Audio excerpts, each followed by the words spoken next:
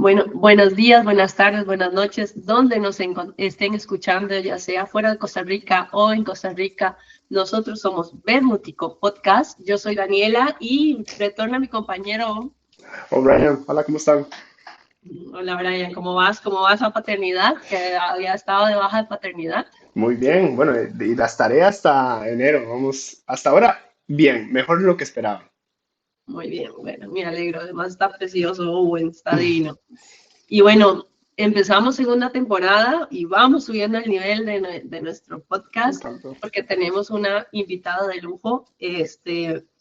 Ya los ticos la conocen, pero también tenemos audiencia en Cataluña, entonces voy a hacer una breve presentación. Es la señora Claudia Dobles Camargo, ex primera dama de Costa Rica, de profesión arquitecta, sancarleña de nacimiento y recientemente ha tenido una experiencia migratoria también como nosotros. Ha salido del país y ha tenido una temporada fuera. Bienvenida, doña Claudia. Un gusto y un honor tenerla aquí en nuestro programa. Muchísimas gracias, más bien muchísimas gracias por la invitación, Daniela y O'Brien, y de paso, pues felicitar a O'Brien, no sé si sos papá por primera Sí, vez o es no. primera vez. Primera vez, bueno, es una experiencia, pues yo soy mamá, es una experiencia muy linda, ciertamente al principio es muy cansado, pero es una experiencia muy bonita, así que muchísimas felicidades. Muchas gracias. Muy bien, doña Claudia. Por pura curiosidad, que estuvimos leyendo un poquito de su historia, usted es de papá tico y mamá mexicana, ¿correcto? Sí, así es. ¿Y tiene la doble nacionalidad o no? Sí, o solo la tica. Tengo doble nacionalidad, sí. Sí, sí, Ah, en México, hijo o hija de madre mexicana tiene nacionalidad mexicana. qué bien, qué bien. Bueno, es un poco como la historia de que será de nuestros hijos, que son mitad españoles, mitad costarricenses. Sí, sí, Sí. sí. Muy bien, muy interesante.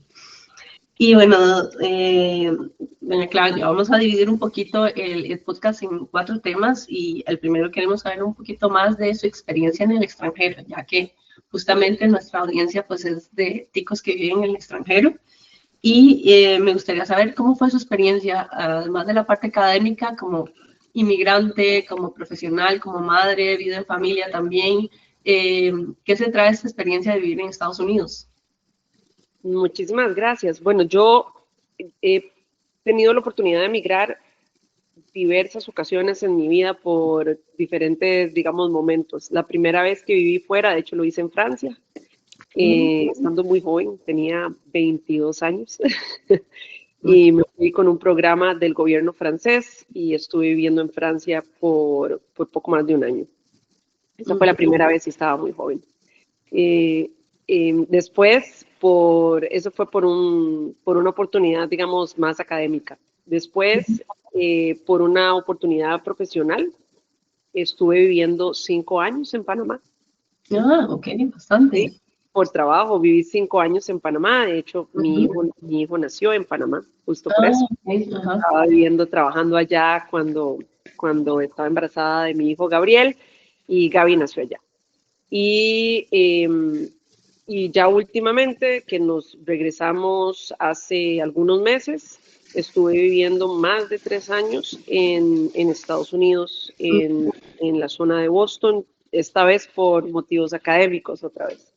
Entonces, he tenido la oportunidad y el privilegio, porque la verdad es que es un gran aprendizaje, es un privilegio de haber tenido la experiencia de emigrar a Europa, de emigrar en América Latina y de emigrar en Estados Unidos. Y las tres son experiencias muy enriquecedoras, muy diferentes, muy diferentes. Pero Modos sí, de vida distintos, de hecho. O sea, sí, sí, son experiencias muy, muy diferentes.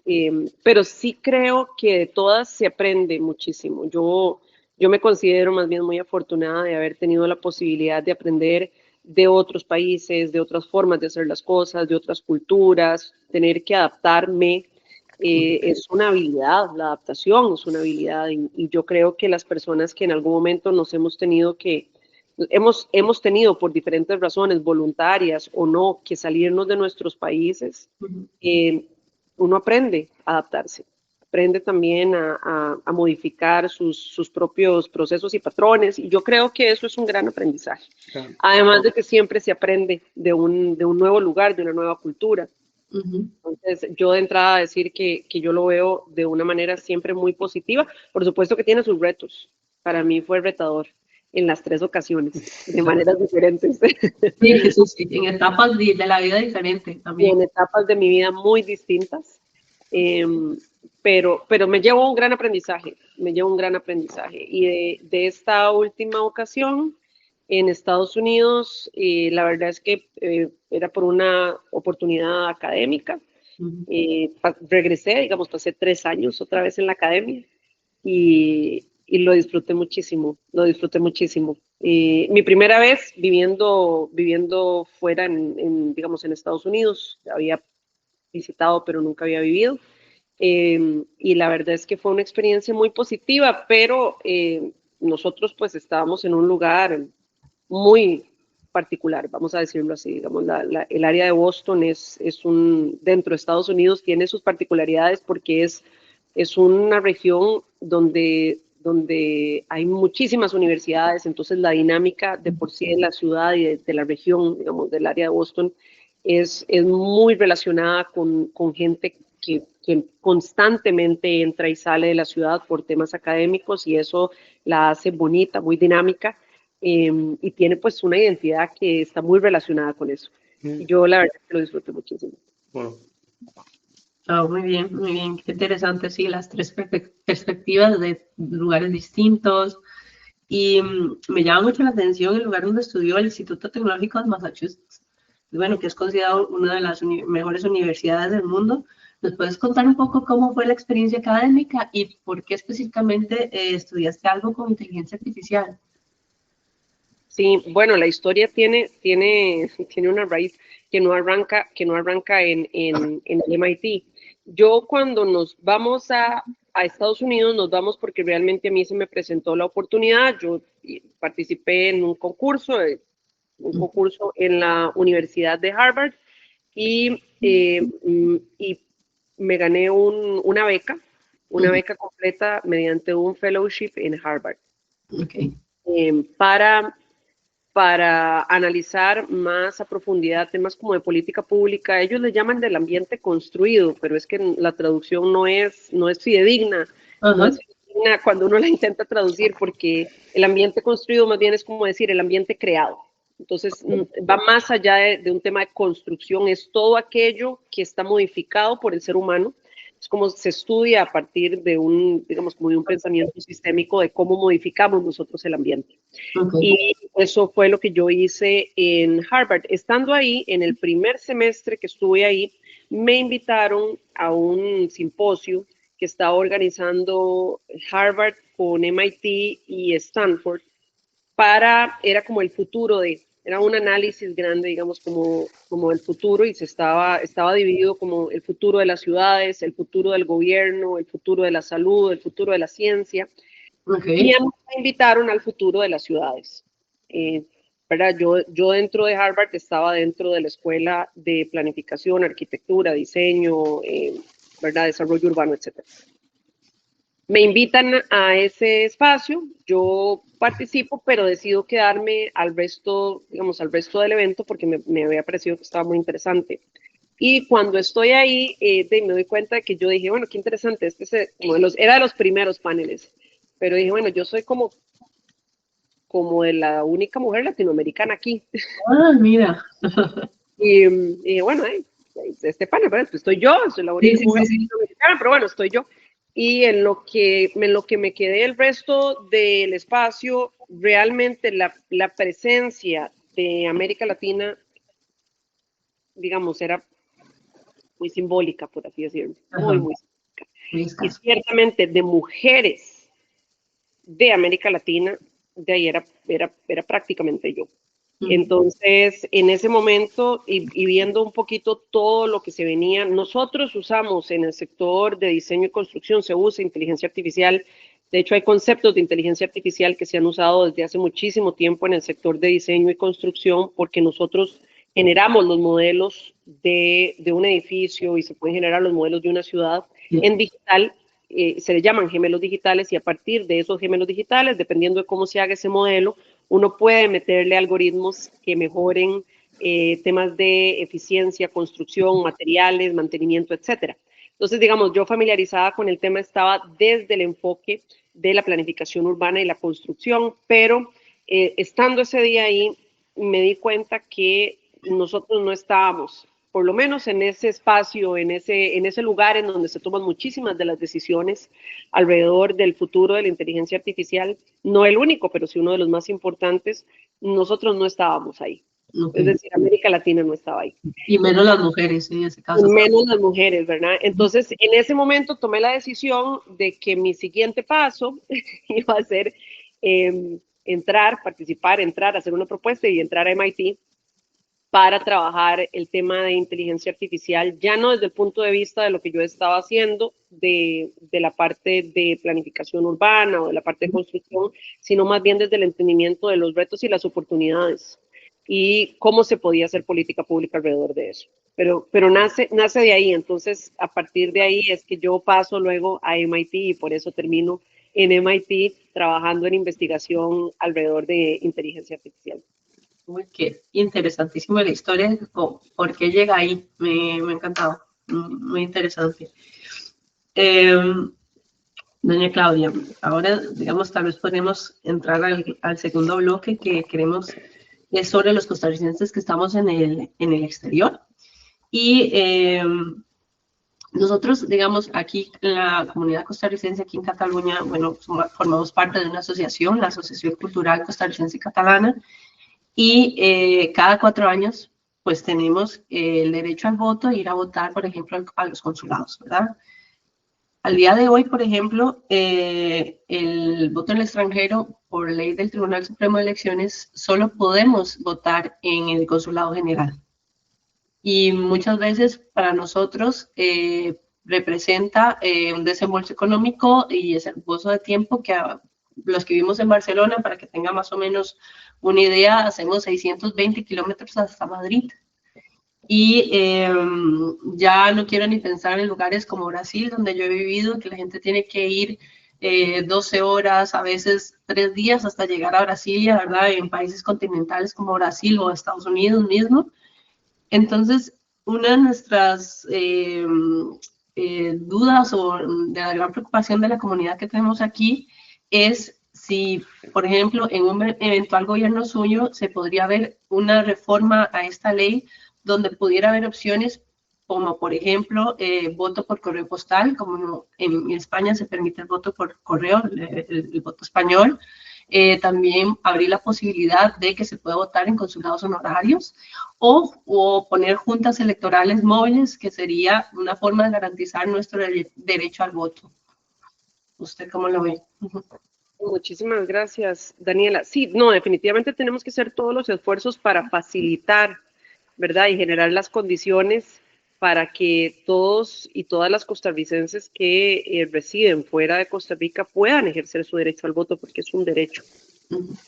Tenemos limitaciones logísticas, por supuesto, pero yo creo que eso se puede revisar para poder habilitar algunos espacios, sobre todo en zonas en donde el radio de distancia es demasiado grande, como usted misma está diciendo, donde entonces genera un costo y una inversión que, si bien mucha gente quiere tal vez hacerlo, no necesariamente puede.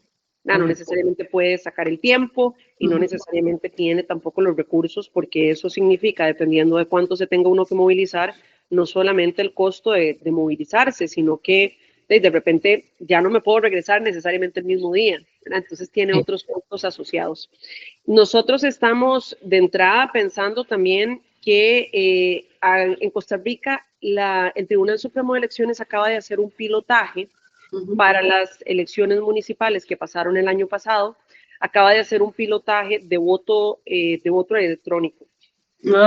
Creo que podría habilitar eventualmente de una manera muy sencilla que la gente, no importa en dónde esté, pueda votar. ¿verdad? Entonces, nada más comentar que se hizo el primer piloto en las municipales del año pasado. Me parece que ya para estas elecciones nacionales van a generar un segundo piloto, ya para elecciones nacionales. Y yo esperaría que esto obviamente nos habilite y nos permita que ustedes que están ahí ni siquiera tengan, digamos, necesidad de movilizarse, sino que se habilite el voto electrónico de tal forma que mediante mecanismos que no son, digamos, como tan terriblemente complejos, pero que el tribunal tiene que ir creando, ustedes, las personas, cualquier costarricense que está fuera de Costa Rica pueda votar, ¿verdad? Sí tiene que haber obviamente un registro de que se está votando en una locación geográfica necesariamente fuera de Costa Rica, pero creo que eso nos habilitaría y nos facilitaría muchísimo eventualmente el voto para una gran cantidad de costarricenses que están fuera del país. Sí, de hecho, digamos, habilitar el voto electrónico sería una mejor opción, inclusive de todas las que yo he mencionado, porque estás en tu casa y puedes votar. Exactamente. Y digamos que es un aproximado de costarricenses en el exterior de 180,000 personas, o sea que no es poco. No es menor, y aunque fueran 180, son 180 que tienen derecho a votar, ¿verdad? Entonces las condiciones hay que hacerlas y hay que facilitarlo lo más que se pueda. Eso es lo que te podría decir. Por supuesto que tenemos que generar esas condiciones lo más fáciles posibles y yo creo que el voto electrónico posiblemente va a ser una de las mejores opciones porque, como bien decís, ni siquiera habría que movilizarse. No, perfecto, me parece una excelente opción. Y después, otra de nuestras inquietudes como extranjeros en el exterior es que, por ejemplo, al día de hoy, entre Costa Rica, específicamente entre Costa Rica y España, no existe un convenio bilateral de la seguridad social, que esto quiere decir de las pensiones. O sea, que quiere decir que las personas que cotizan en Costa Rica no está unificado con la cotización de una pensión en España. A diferencia, por ejemplo, países muy similares al nuestro, como El Salvador, que tiene el convenio firmado de hace bastante tiempo, otros países como Argentina, Brasil, República Dominicana. Y en este momento, este convenio, bueno, está como en estudio hace 2 o 3 años, pero lo que encontramos los chicos aquí que es que está totalmente en pausa. Entonces, también nos gustaría saber cómo podría un eventual gobierno suyo agilizar este tipo de negociación, ya que muchos que soñamos tal vez con volver, cuando ya tenemos mucho tiempo, como Ryan y yo, ya nos cuestionamos, bueno, ¿será que pierdo 10, 15, 20 años de mi cotización y no me podré pensionar y no puedo volver a Costa Rica? O sea, esa es una de nuestras preocupaciones. No, claro, más bien muchísimas gracias por la pregunta. No, definitivamente, de entrada decir que Costa Rica ha tenido relaciones diplomáticas con España súper positivas siempre. Es decir, España es un país hermano, un país con el que se ha tenido cooperación y colaboración en diversas áreas. Y yo lo que pensaría es que sí, sencillamente lo que hay que hacer es retomar las conversaciones y las negociaciones, que ya de todas formas con España siempre son conversaciones muy productivas, muy positivas, y yo pues lo que les podría decir es que sí podríamos como retomar, entender por qué está en pausa, si es porque sencillamente no se está dando el espacio para continuarlo, o si hay alguna limitación que se haya visto en el camino de la negociación, no lo sé, pero sí les podría decir que nosotros con muchísimo gusto podríamos retomarlo. Eso y otro montón de cosas que nosotros, por ejemplo, en la administración pasada trabajamos con España, que se deben seguir trabajando y que yo creo que esos son posibilidades, iniciativas que están sobre la mesa y que también han estado en pausa. Entonces, sí, definitivamente tenemos que retomar toda la gestión diplomática. Yo me atrevería a decir que con España, pero también con muchos otros países.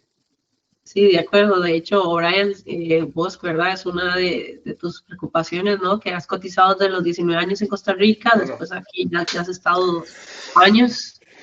Sí, sí, no, ya para terminando un poco, o sea, ya hubo ya hace varios años, como dice Daniela, una iniciativa que fue de parte de las personas que vienen aquí para allá, ¿no? Y yo haciendo este cálculo, ¿no? ¿A qué edad me quiero jubilar? ¿Cuánto dinero necesito para jubilarme y estar bien? Y yo en el cálculo digo yo, pero a ver, si yo quiero volver a Costa Rica, no sé, yo quiero compartir con mis padres cuando estén jubilados, no sé, no es algo que descarte. Y yo, todo este tiempo es perdido. Y claro, se mete en la ecuación, en el proceso de decisión, decir, uff, igual no sale tanto a cuenta, ¿no? Y por eso queríamos traer este tema, porque, claro, yo creo que no es de conocimiento común. Y también es un poco, tal vez en España, se puede pasar para nosotros muy importante de cara a volver.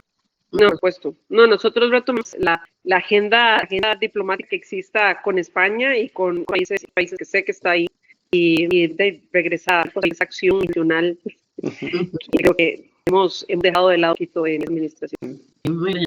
Bueno, evidentemente, pues hay uno que en lo que refiere en el rama político a peticiones ciudadanas. Y queremos preguntarle, ya que esto ha sido la Unión de la Agenda Nacional, el Partido Ciudadano, y de una vez le hago la otra pregunta, es si alguna vez se consideró incluir el Frente Amplio en esta ecuación. Muchas gracias. Sí, bueno, sí a todas. Sí, tuvimos un proceso con ADN muy interesante del cual les puedo hablar. Y sí había una iniciativa que de hecho se gestó desde la sociedad civil, en donde participó mucha gente del Partido Acción Ciudadana, pero también participaba gente del Frente Amplio,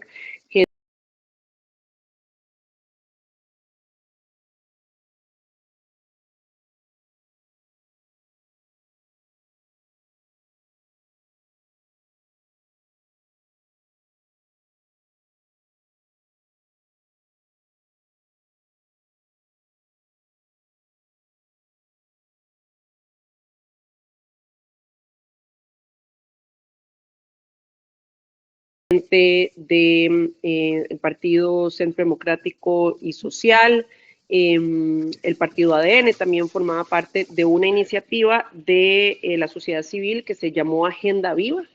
Agenda Viva trabajó durante varios meses y culminó su trabajo de generar como un documento, pero buscaba desde su inicio ser una plataforma que pudiera habilitar coaliciones. Y en ese sentido, al final, pues los dos partidos que sí logramos generar una coalición fuimos ADN y el PAC.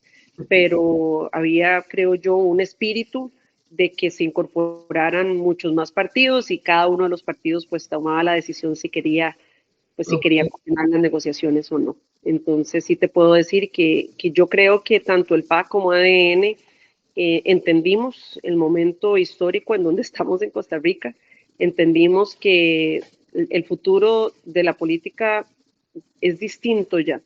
Tiene que ser mucho más ágil, tiene que ser mucho más flexible, tienen que haber alianzas y coaliciones, porque el nivel de fragmentación político que tenemos, digamos, con esa fragmentación, si no hay alianzas, si no hay coaliciones, si no hay una agenda mínima de desarrollo en el que se pueda trabajar, realmente no hay avance.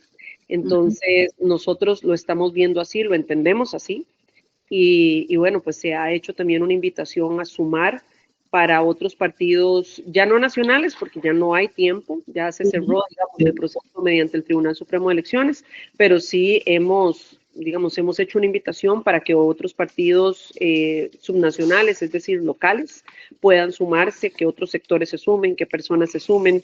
Esto es una invitación en donde nosotros lo que estamos viendo es que en un momento de tal nivel de fragmentación y polarización, nosotros queremos sumar. Nosotros queremos unir esfuerzos, unir talento, unir experiencia para darle resultado al país. Y esa es la única forma. Bajo el panorama que tenemos, si no es así, realmente creo que los procesos se van a seguir entrabando y nosotros queremos dar resultados. Muy bien. Y doña Claudia, digamos, con respecto al partido ADN, ¿qué valores en común encontraron con el PAC? El ADN creo que es un partido bastante joven que apenas tiene regidurías. ¿Qué en común tienen con el PAC? Sí, ADN es un partido joven, pero es un partido que comparte, me parece a mí, los valores, digamos, los valores fundacionales que también tuvo en su momento y sigue teniendo el Partido Acción Ciudadana, ¿verdad? Es un partido socialdemócrata, es un partido que entiende del modelo de desarrollo que nosotros también queremos poner sobre la mesa, y es una coalición que nace de un trabajo serio de meses para generar un programa conjunto. Okay. Es decir, esto no es el producto de dos partidos que dicen, vámonos juntos a... No, nos vamos, improvisamos y nos vamos, no.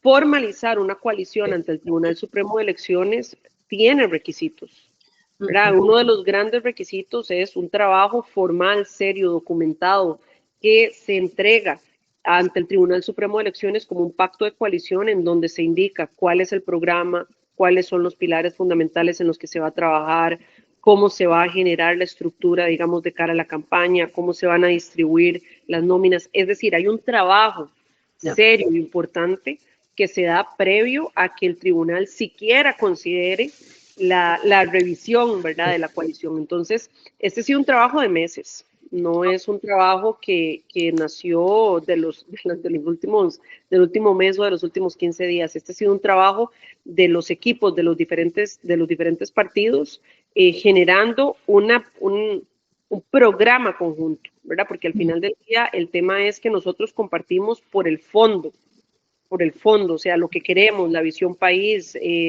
cuál es nuestra visión de política nacional de seguridad, cuál es nuestra visión de política nacional en educación, cuál es nuestra visión alrededor de mejorar el sistema de salud. Eso lo compartimos. Y es a partir de ese encuentro que nace el pacto de coalición.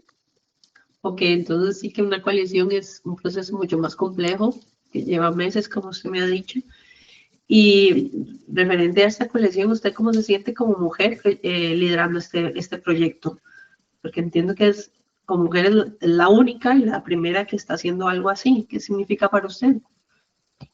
Sí, bueno, es muchísima responsabilidad. Me lo tomo de esa forma, me lo tomo con mucha responsabilidad de hacer una representación digna, porque si bien en estas elecciones estamos inscritas 5 candidatas, cuando ves la cantidad de candidaturas, que son más de 20, seguimos siendo minoría. O sea, ha sido noticia que somos 5, pero luego cuando ves que somos 5 de 20 y pico, pues seguimos siendo minoría, ¿verdad? Pero yo igual celebro que seamos 5 candidatas a la presidencia de la República para efectos de estas elecciones.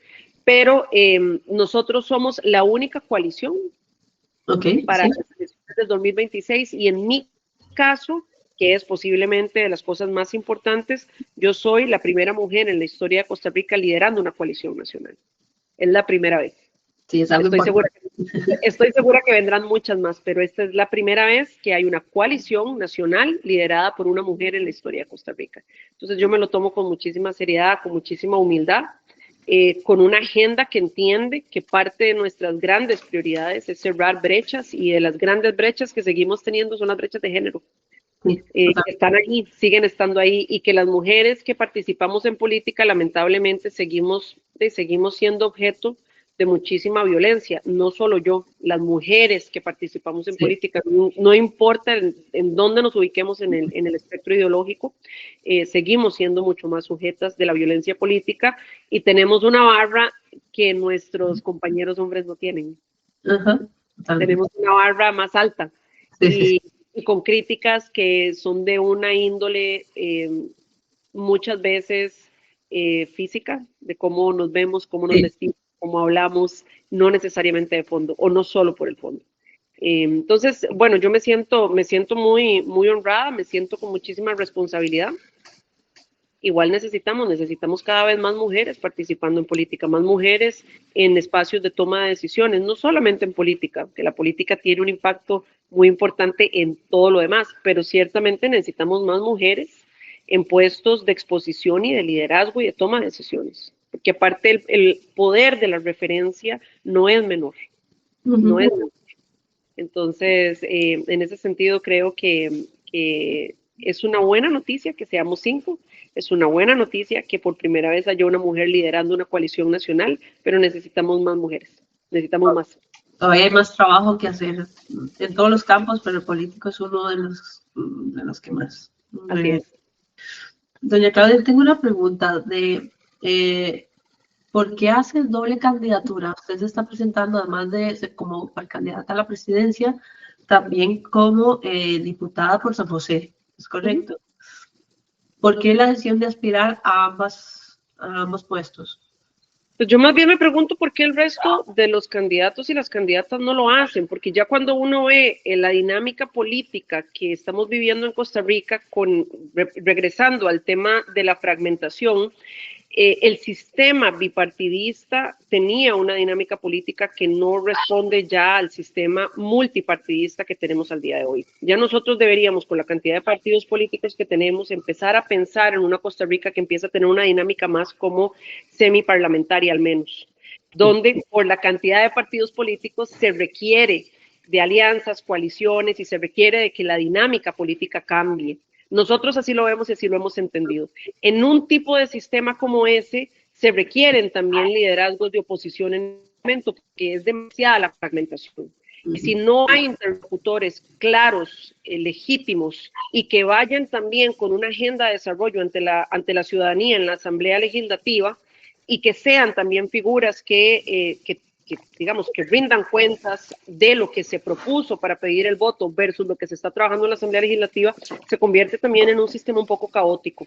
Entonces, yo más bien creo que hacia allá nos deberíamos dirigir, donde tenemos claridad de quiénes son los liderazgos de oposición en la Asamblea Legislativa, sobre todo en un momento en donde cada vez más los costarricenses están teniendo más y más claro el rol de la Asamblea Legislativa. Sí. Y que la Asamblea Legislativa necesita dar resultados. Necesitamos una Asamblea Legislativa que camine.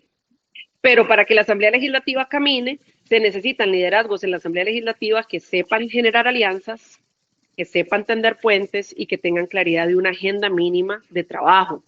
Si eso no existe, todo se traba. Entonces, eso es un poquito la idea y la visión que nosotros tenemos. La política ya no es la que nosotros teníamos en los 80 ni en los 90. Sí. Y nos tenemos que adaptar a eso para dar resultados.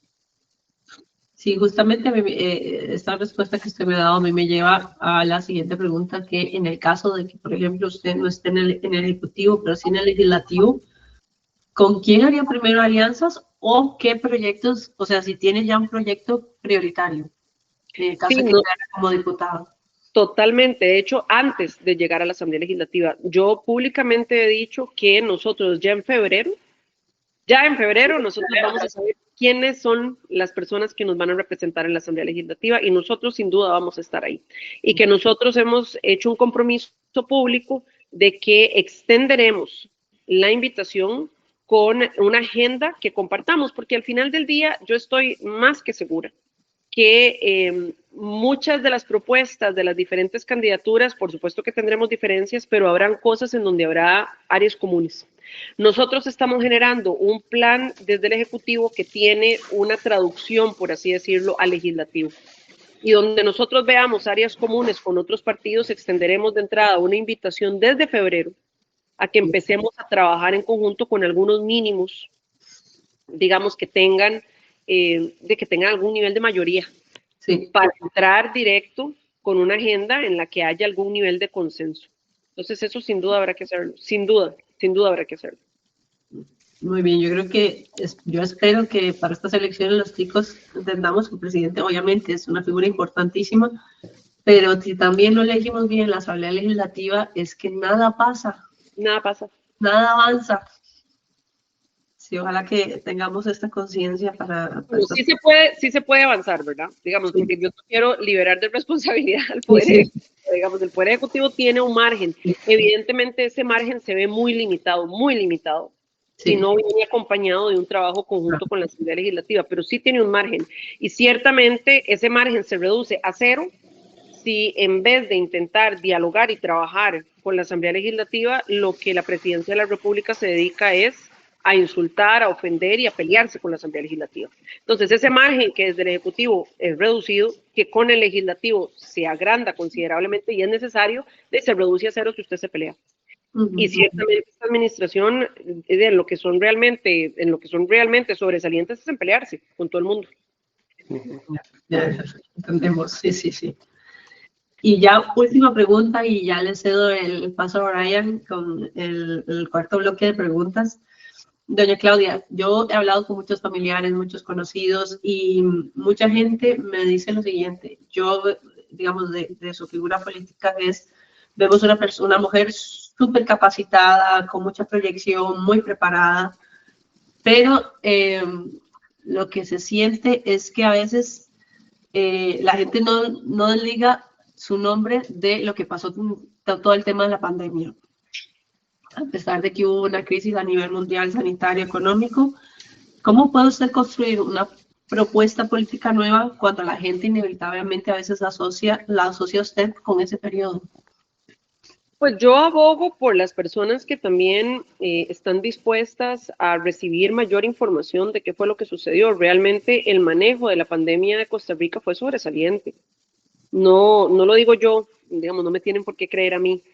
Se ha establecido así con métricas y datos de cuáles fueron los resultados que nosotros tuvimos con el rango, digamos, de ingreso de nuestro país versus los resultados que tuvieron países de ingresos muchísimo más altos. Y eso lo que demuestra es que la gestión que se hizo en Costa Rica fue una gestión basada en datos, basada en ciencia, basada en técnica y muy seria, que le salvó la vida a miles de costarricenses. Y yo entiendo, pero yo ciertamente prefiero costarricenses que estén molestos por la forma en la que se tomaron las decisiones a costarricenses que no puedan siquiera alzar la voz porque ya no están vivos. Y eso es duro de decir, pero es una realidad. Dicho eso, yo también abogo por plantearle a los costarricenses las otras cosas que se hicieron. Nosotros, a pesar, por ejemplo, te voy a dar un ejemplo de varios, a pesar de que vivimos esa pandemia que fue complicada, me disculpo porque aquí está Nalita, que es la perrita. Entonces, no la logro controlar. A pesar de que vivimos esa época, que fue una época tan compleja, el Poder Ejecutivo siguió ejecutando. Y tenemos datos de ejecución mucho mejores que esta administración que recibió una situación económica más estable y no ha tenido que superar una pandemia. Entonces, a pesar de eso, la pandemia de todas formas se manejó con ciencia, técnica, seriedad y poniendo la vida de los costarricenses siempre de primero. ¿Que fue fácil? No fue fácil, es que no había forma de que fuera fácil. Por mejor que se manejara, fue un hecho complejo, doloroso, al que nosotros y el mundo no estábamos, nadie podía prever que se iba a generar una situación como esa que hizo una disrupción tan grande en absolutamente todo, empezando por las dinámicas sociales, la salud mental y emocional de las personas. Entonces, hay una factura que yo la entiendo. Esa factura no fue solamente para nosotros. Si ustedes se ponen a ver, la mayoría de las administraciones que enfrentaron la pandemia fueron penalizadas. En las siguientes elecciones fueron penalizadas. Aún administraciones que gozan de tanta popularidad al día de hoy, como por ejemplo la administración Trump, en su momento fue una administración penalizada. Todas las administraciones que manejaron la pandemia, la hayan manejado bien o mal, tuvieron algún nivel de penalización, porque la gente la pasó muy mal. Sí. Sí, nosotros que estuvimos aquí, lo que fue Italia y España, uno de los peores lugares donde pasamos la pandemia, estuvimos 60 días totalmente encerrados en casa, fue una situación muy caótica a todo nivel. Quienes estamos fuera de Costa Rica, veíamos las medidas en Costa Rica más bien, o sea, no sé explicarlo, veíamos totalmente coherente, lógico, lo que todo el primer mundo se estaba haciendo. Y sí, es como una opinión bastante diferente, pero porque estamos aquí. Y yo, por ejemplo, que trabajaba, en aquel momento yo trabajaba en el consulado, España con todos sus recursos, por ejemplo, no sabía cómo traerse españoles del resto del mundo. O sea, es que todos los países pasaron por muchas dificultades, no se tenía respuesta y a veces había que hacer cosas inmediatas sobre la marcha. Yo más bien siento, Daniela y O'Brien, que yo entiendo la molestia, de verdad que sí. Digamos, para nosotros fue difícil, y para nosotros como familia fue difícil, y para todas las familias fue difícil, y para algunas familias fue mucho más difícil que para otras. ¿Verdad? Hubo gente que perdió su trabajo, o sea, su negocio. Es decir, fue una situación muy compleja y muy dolorosa. Sí. Pero ciertamente, más bien yo creo que el manejo de la pandemia, lo que para mí indica es que tuvimos la capacidad de muy rápidamente reorganizar toda la administración, las instituciones públicas, generando en el caso del sector salud en Costa Rica, que no fue así en todos los países, una triada maravillosa entre la Caja Costarricense de Seguro Social, que es autónoma, el Ministerio de Salud, que tiene la rectoría, y la Comisión Nacional de Emergencias, para poder generar una política que atendiera la pandemia de manera muy rápida, muy ágil, conjunta, un trabajo en equipo que fue absolutamente retador, pero que fue muy, muy, muy positivo, a diferencia de otros países, Pero sí, ciertamente, nosotros enfrentamos la pandemia lo mejor que pudimos con nuestras limitaciones y por supuesto que también a falta de información con los desaciertos que pudimos haber tenido. Nadie lo manejó de manera perfecta porque no se tenía toda la información. Totalmente. Pero bueno, yo creo que eso está ahí. Yo por supuesto que hago un reconocimiento del dolor que eso generó en muchísimas personas, de las dificultades terribles que tuvieron muchas personas, y entiendo por qué hay una factura alrededor de eso. Pero sí decirle a todas las personas que nos ven que lo que se puso fue la vida de la gente primero, con los costos políticos que eso tuvo. Siempre la vida de la gente primero. Muy bien, nos quedamos con ese mensaje final. Me ha gustado mucho. Ya el último bloque de yo creo que nos saludó como un examen, ¿no? Porque son las preguntas más difíciles. A ver, aquí el economista es O'Brien, yo no. Sí, no, a ver, yo, ahora que estabas mencionando un poco el tema de la educación y tal, yo, pues, desde que salí de Economía a la Nacional y trabajé en el Estado de la Nación, siempre había sido orientado, ¿no? A la investigación y en este caso, cuando estaba en el Estado de la Nación, sobre consejos de política pública y tal, ¿no? Pero ya después de que comencé con el doctorado, me fui al lado oscuro aquí y estoy en una corporación haciendo cosas de inteligencia artificial, pero para los malos. Pero aún así, hay cosas que se me salen, ¿no? Porque tantos años de estar ahí, pues el espíritu crítico, pues lo sigo manteniendo. Además, cuando tengo un punto de comparación, ¿no? Y es un punto de comparación de, hey, estoy aquí y veo cosas que se hacen peor, veo cosas que se hacen mejor y veo las oportunidades que tenemos y no las estamos aprovechando, ¿no? Y también, producto de esos comentarios, también tengo esos encontronazos con la gente que todavía, amigos que tenemos allá, ¿no? De un punto de vista banal, tal vez de conversación de bar, y otros que son profesionales y lo ven de otra perspectiva. El punto es que yo siento que en Costa Rica hay ciertos problemas que creo que son estructurales, ¿no? Y hay otros que van evolucionando conforme va evolucionando la vida. En este caso, para mí, el tema central y que disgusta a muchas personas es el tema de la seguridad, ¿no? Y es cierto que hay demasiados factores que afectan cómo el narcotráfico está actuando en Costa Rica. La cuestión es, ¿qué hace Costa Rica para evitarlo? Y hablabas un poco sobre la gobernabilidad y sobre el gobierno actual y la forma de su estrategia, por así decirlo,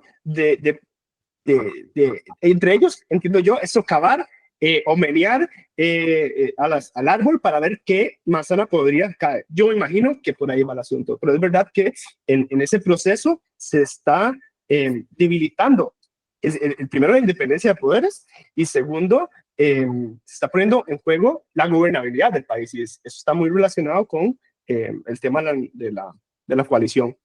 Entonces, ya tengo una pregunta. Ya has mencionado que tienes una agenda, tanto si es desde el punto de vista del Poder Ejecutivo como si es del Legislativo. En tema de la inseguridad, ¿hay algún inciso, alguna estrategia de fortalecimiento, en este caso, del Poder Judicial, sin que esto conlleve una violación, por así decirlo, a la independencia de ese poder? Por supuesto que sí, se ha hecho antes. Es decir, nosotros, por ejemplo, para darte un ejemplo de dos cosas que se deberían y que se podrían hacer y que no se hace porque no se quiere hacer, porque yo creo que aquí más bien lo que nosotros tenemos que pensar es cuáles son las acciones que está tomando el Ejecutivo que más bien nos llevan a decir por qué no se están tomando acciones en cosas que parecieran muy evidentes que se tienen que tomar, ¿verdad? O sea, la acción como la inacción te da información. Y en este caso hay mucha inacción, mucha inacción. Y bueno, ya esa pregunta se la podrán hacer tal vez a otras personas si esas personas les dan el espacio para que les pregunten. En el caso de nosotros, existe y se respetó siempre un entendimiento de que una política nacional de seguridad le corresponde, por supuesto, en una responsabilidad importante al Poder Ejecutivo, pero es compartida con los tres poderes de la República. Y existen los mecanismos para poder hacer ese tipo de diálogos y coordinaciones. Si bien los poderes de la República son autónomos, tienen que ser, digamos, independientes, sí hay diálogo y puede haber crítica. Es decir, criticar no va en contra de la democracia. La crítica es parte de la democracia. Pero hay mecanismos también para poder generar esos diálogos y esas críticas de una manera democrática. Existe y se utilizó muchísimo en la administración pasada el Consejo Nacional Presidencial de Seguridad. Ese consejo lo convoca el presidente de la República, pero lo convoca, o sea, son los tres poderes de la República. Y en ese espacio, los tres poderes de la República pueden revisar qué está funcionando, qué no está funcionando y qué acciones se tienen que tomar, sin desmeritar la independencia de los tres poderes. Y que un poder de la República le critique al otro también sus falencias, sus fallos, sus omisiones, sus tardanzas, está bien, eso está bien.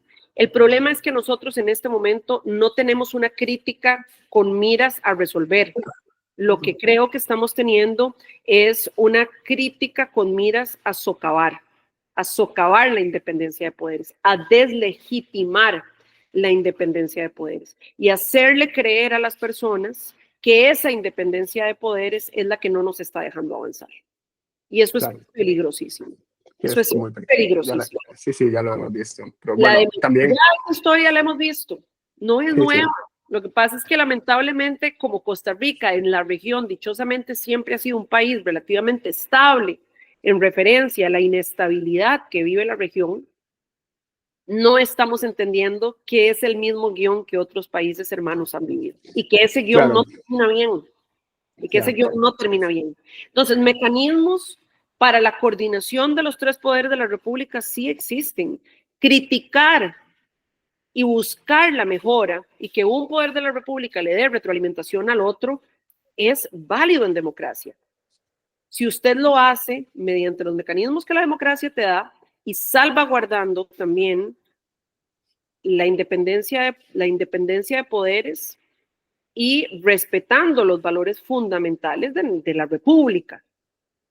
Si eso se convierte en el objetivo, que es lo que a mí me parece, en el objetivo más bien del legitimar, en este caso, desde el Poder Ejecutivo, deslegitimar los otros dos poderes, porque lo ha hecho con el Poder Legislativo y lo ha hecho con el Poder Judicial, lo hace con los dos poderes.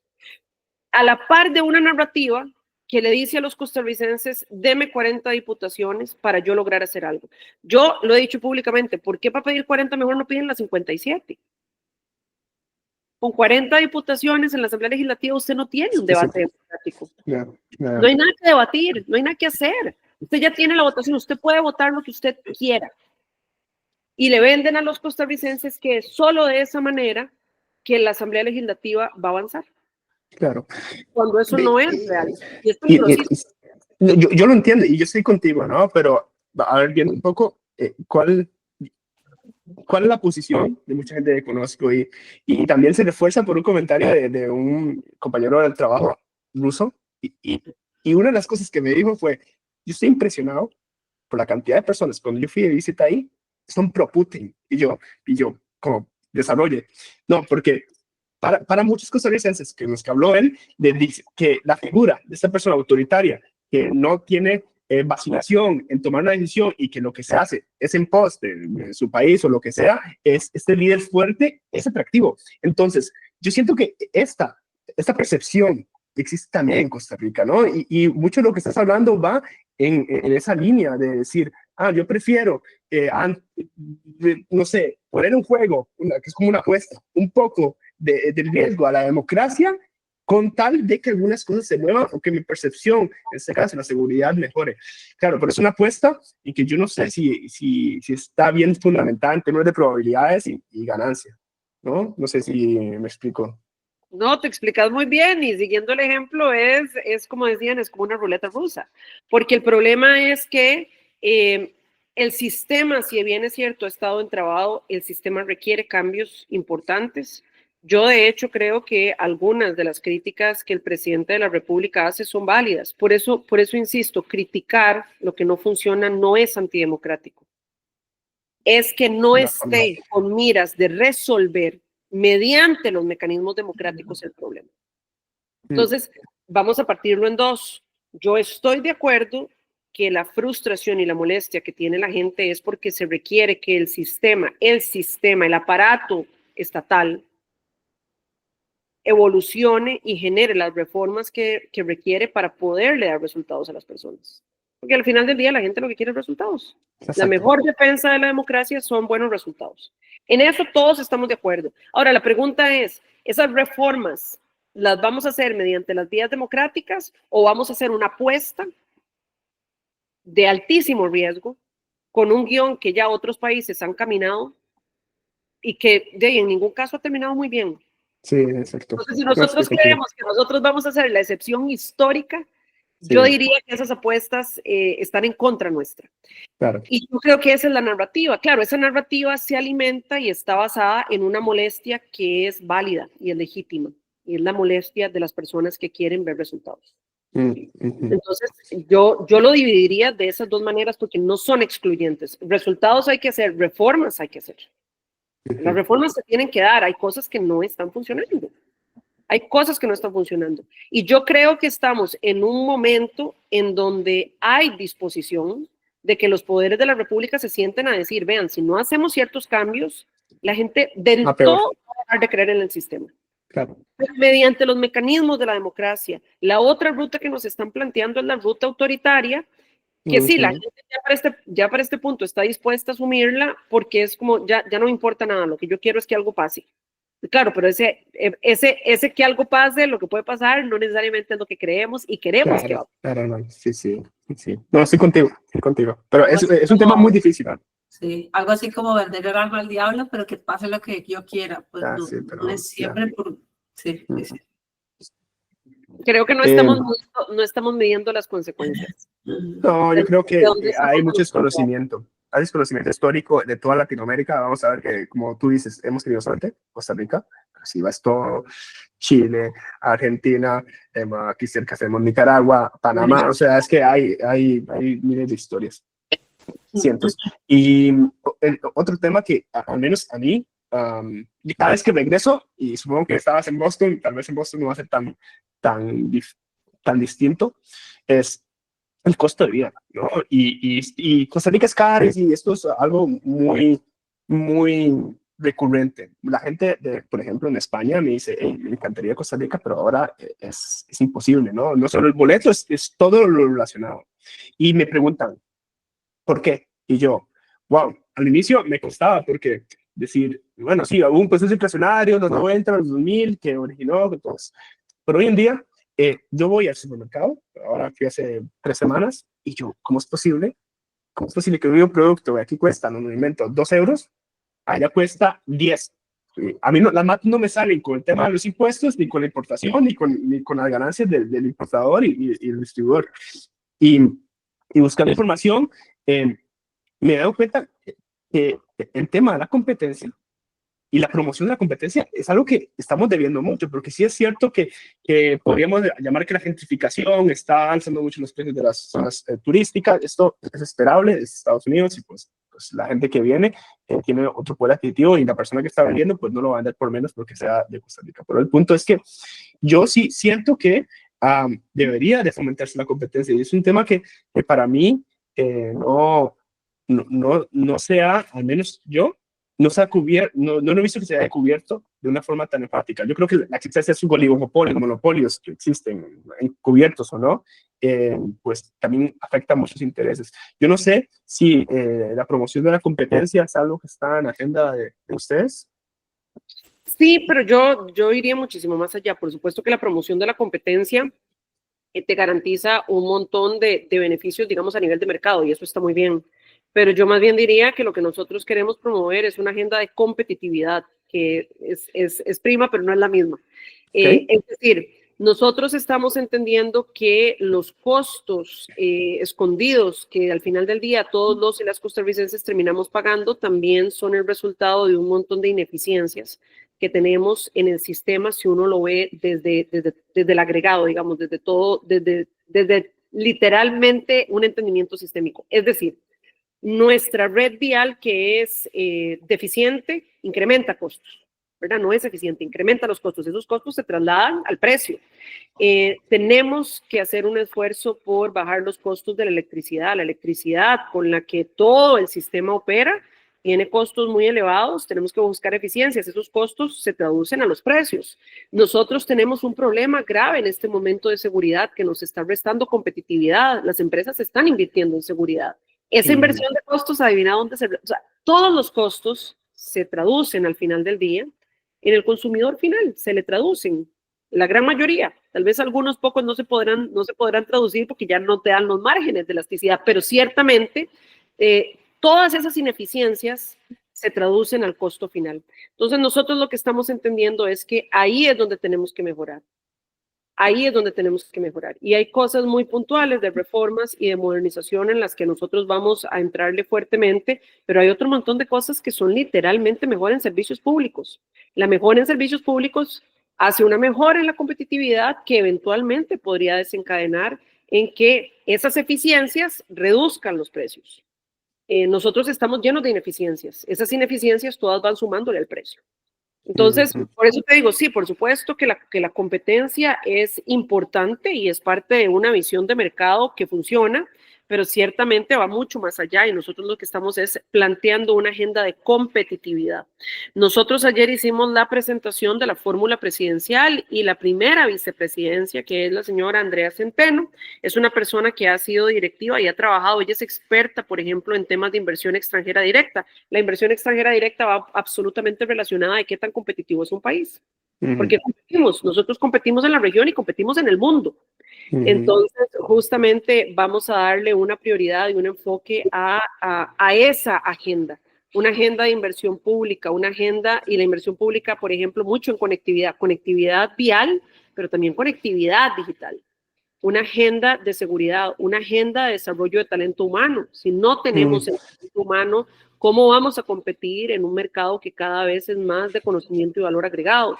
Entonces, hay una agenda ahí que es en la que nosotros nos estamos enfocando y que mucha de ella tendría un impacto significativo en que siendo un país más competitivo y más eficiente, reducimos costos, reducimos ineficiencias y eso eventualmente se debería, en buena teoría de mercado, se debería ver también reflejada en una disminución de los costos. Perfecto. Ahora, y muy breve, porque nos está agotando el tiempo y le agradezco muchísimo pues, todas estas respuestas porque para mí son esclarecedoras.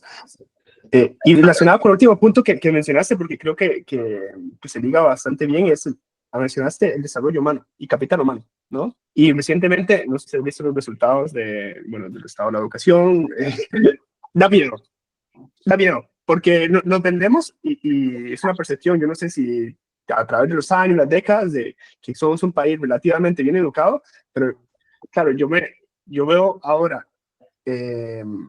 las pruebas en las cuales una persona de 15 años tiene el nivel de lectura de un niño de tercero de la primaria, asusta, ¿no? Y hace poco vi que en la Universidad Nacional hicieron también una prueba de comprensión en matemáticas y pues no sé si tienen como 7 o 8 años de rezago. Esto, o sea, no sé si es el efecto, probablemente efecto COVID, lo que están mencionando, un problema estructural a nivel de seguimiento de los estudiantes y de la forma que se calificaban, la forma que pues en este caso se desarrollaban, que no sé, que probablemente tuvo y va a tener un impacto en Costa Rica, pero ¿es reversible? ¿Hay alguna tarea relacionada con la competitividad en este caso y la atracción de inversión que esté relacionada con algún cambio en el Ministerio de Educación?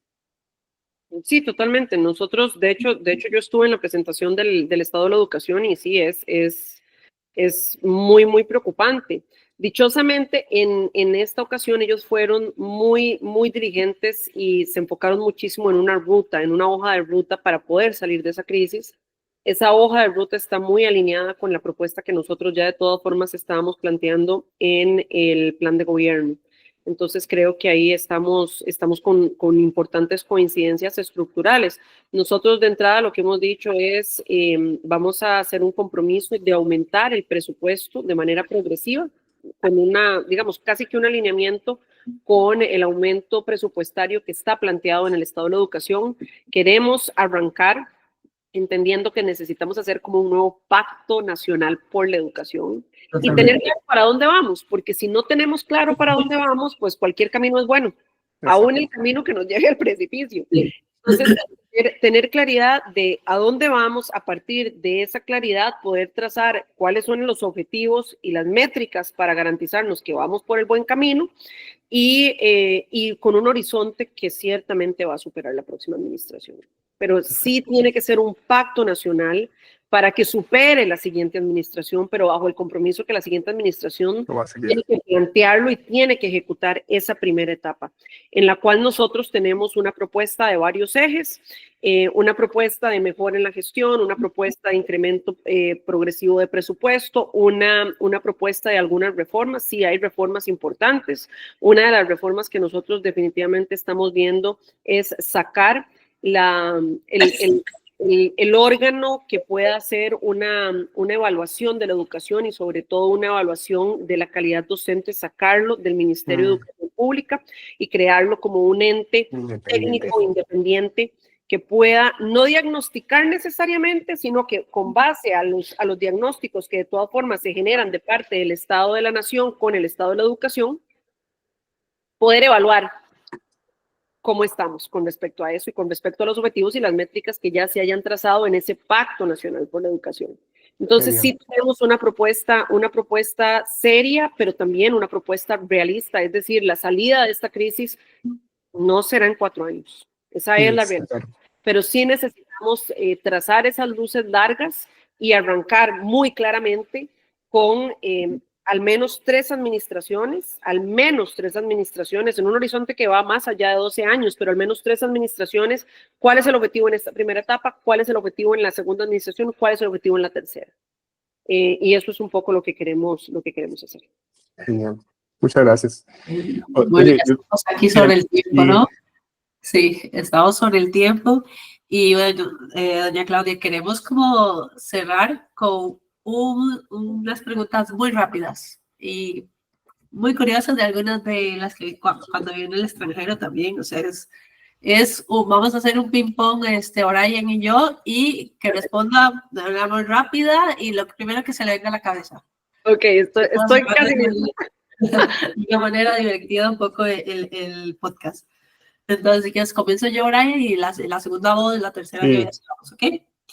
Ok, vamos a ver. Si tuviera una varita mágica y pudiera resolver un solo problema en Costa Rica, ¿cuál sería? La seguridad en este momento. Sin eso no podemos crecer en nada más. Ok, segunda pregunta. La segunda es, si tienes o consideras que tienes algún superpoder, tienes un superpoder por alguna parte de la cultura tica o aprendizaje o la forma de haber crecido en San Carlos, por ejemplo, que te haya ayudado en tu vida y que fuera del país. Ser pragmática y ser un poco práctica. Yo creo que los costarricenses somos relativamente prácticos y tenemos mucho ingenio. Lo que pasa es que tenemos que enfocarnos. Tenemos que ese ingenio que existe en la cultura tica, esa picardía, ese ingenio, esa capacidad de agarrar las cosas en el aire, hay que enfocarlas también, darles un poquito de estructura en los retos grandes que tenemos en el país. Muy bien. ¿Qué comida costarricense extrañó más cuando vivió fuera? Hay un montón. Yo soy fanática del ceviche y del chifrijo. Okay. Y a pesar de que Boston, por ejemplo, es ciudad costera, es costa, no tienen cultura de ceviche. Y eso me hacía mucha falta. El ceviche me hacía mucha falta. Sí, una de las cosas que uno extraña estando afuera, comida seguro. Comida. Los amigos, por supuesto, mi familia, pero la comida. El ceviche me hacía mucha falta. La penúltima. Si no vivieras en Costa Rica, ¿en qué otro país vivirías? Yo creo que, bueno, no sé, la verdad es que hay muchos países en donde me gustaría experimentar vivir.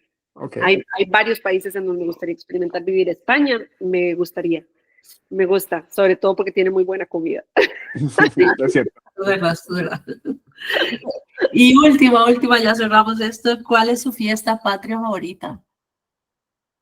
Bueno, yo disfruto muchísimo y justamente hace poco hicimos como un posteo de recuerdo. A mí me gustaba muchísimo, me sigue gustando, pero yo disfrutaba mucho el 15 de septiembre. Yo fui por muchos años en Costa Rica. Yo no sé si a ustedes les tocó eso, la verdad es que no lo sé, Daniela, si a vos te tocó eso y a vos tampoco, O'Brien, pero en los desfiles que se hacen para el 15 de septiembre, yo era bastonera. Ah, sí. Yo no fui bastonera porque salía con honor, pero sí, o sea, o sea, Yo era a mí bastonera, no salía en el cuadro de honor, discúlpame. Yo estaba en el cuadro de honor, pero digamos, yo siempre desfilaba porque a mí me gustaba muchísimo, lo disfrutaba mucho desde muy pequeñita y lo recuerdo con muchísimo cariño y recuerdo que si había una comunidad de chicas en la escuela que desfilábamos como bastoneras y me gustan los desfiles, me parece que es algo bonito, que es algo que nos recuerda un poco nuestra identidad, de dónde venimos y que también debería recordarnos a dónde, a dónde queremos ir y qué es lo que no queremos perder. sí, totalmente. Bueno, ya Claudia, le agradecemos muchísimo el espacio. Para nosotros ha sido un gusto y honor conversar con usted y le deseamos lo mejor en estas próximas elecciones. Muchas gracias, de verdad. Muchísimas gracias. Y hacer un llamado a todas las personas que se encuentran en el extranjero, que justamente como hablamos ahora, hay retos y limitaciones para votar, pero hasta donde se pueda, que ejerzan su derecho al voto. Es importante y yo sé que cada elección tiene su momento en la historia y su importancia, pero ciertamente yo creo que esta elección nos jugamos mucho de a dónde vamos a pivotar o si vamos a continuar con un país que se precia de ciertas características republicanas y democráticas con las que nosotros hemos crecido y gozado. Así que a votar si se puede. Perfecto, muchas gracias. Bueno, cerramos programa de Vermutico Podcast, segunda temporada y con esta super invitada que tuvimos. Muchas gracias a todos. Adiós. Chao.